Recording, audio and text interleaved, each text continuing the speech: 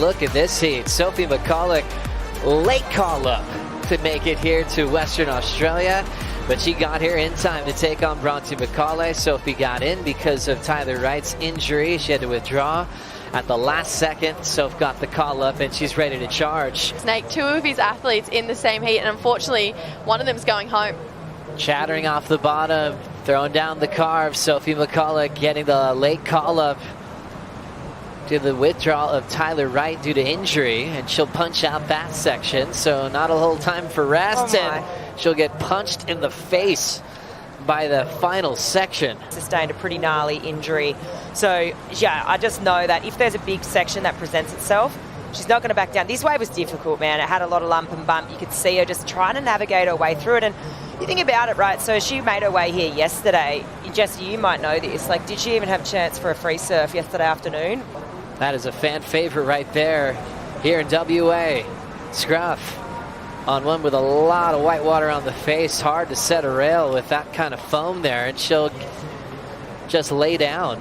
11:40 on the clock in this one. Paddling and taking off behind the peak is local legend Bronte Macaulay. Little setup, first turn. Draws off the bottom for a moment, resets again, and then finds her place to tag it off the top to ride away.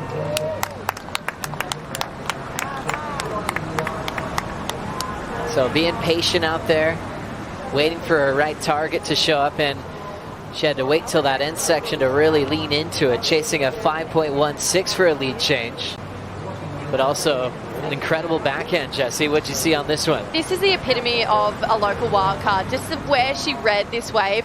Watch her never really drop all the way to the flat part of the bottom. She stays so high, gets to that end section really nice and early, drives through a good-looking carve as well. But here comes Sophie. Let's see how she deals with it. Thank you, Kaipo. Chattering off the bottom, sets up a top turn, running out of wave height.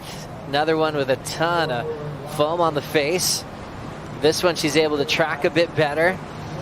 Gets a little projection jam before it completely takes her down. And take her in to grab another one, or chase down the one she wants. Let's watch the replay flick. Yeah, it was a nice opening turn. She had to cut it short because of all this foam, but yeah, brings it through the inside. Really tricky section to navigate. To me, it actually looked like the leash may have gotten caught on a rock, because if you look here, right, I mean, I'm speculating obviously, but I'm just looking at what I'm looking at. And you see her pop up, but the board holds, like, kind of holds true here in this one spot. Nope, you can take my board, I'll swim out, and then with the water patrol there, she'll have her option of going to the beach if she needs to. Watching this, McCulloch, 2:45 on the clock, needs just a 3.52.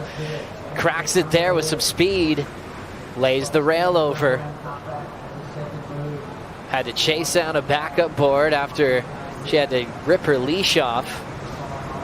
And she's looking comfy on this one. Surfing every bit of it all the way down to the inside, and just chasing a 3.52. This is going to be a big couple of minutes. Let's see what Sophie got done on this last one.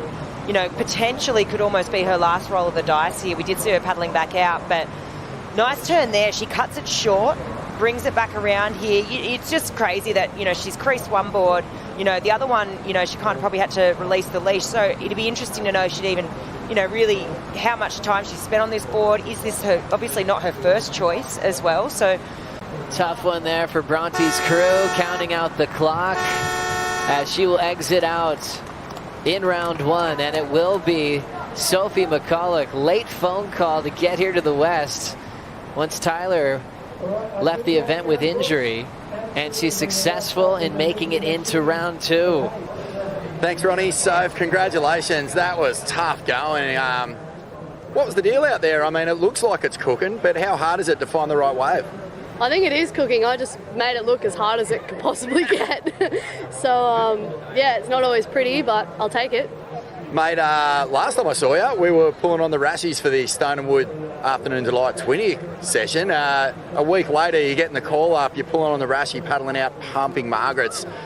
How hard was that transition to get back into heat mode?